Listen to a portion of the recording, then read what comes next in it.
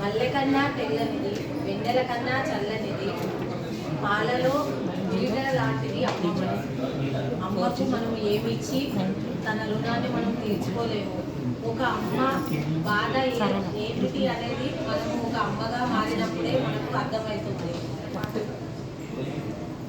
అమ్మంటే కనిపించే ఆది దైవము, అమ్మంటే కనిపించే అమృత భావము, అమ్మంటే కనిపించే ఆది దైవము, అమ్మంటే కనిపించే అమృత భావము.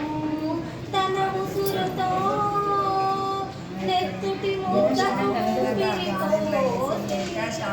తన కడుపులో నవమాసాలు కదలకుండా మోసి, తన ఉసురుతో నెత్తుటి ముద్దకు ఊపిరిపోసి, తన కడుపులో నవమాసాలు కదలకుండా మోసి, పంచ ప్రాణాలని పాలుగా చేసి, పంచ ప్రాణాలని పాలుగా చేసి, జీవితం ప్రసాదించిన జన్మ జన్మల అనుబంధం. అమ్మంటే కనిపించే ఆది దైవము, అమ్మంటే కనిపించే అమృత భావము, అమ్మంటే కనిపించే ఆది దైవము, అమ్మంటే కనిపించే అమృత భావము. కమ్మని మమతలు విరిసే కల్పకవల్లి, చల్లని వెన్నెల కురిసే చల్లని జాబిలి.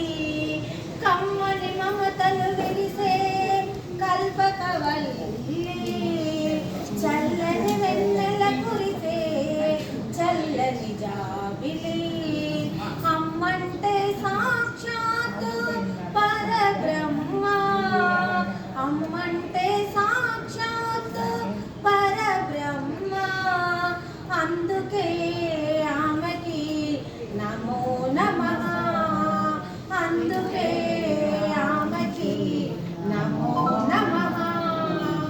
అమ్మంటే కనిపించే ఆది దైవము, అమ్మంటే కనిపించే అమృత భావము, అమ్మంటే కనిపించే ఆది దైవము, అమ్మంటే కనిపించే అమృత భావము. Thank you.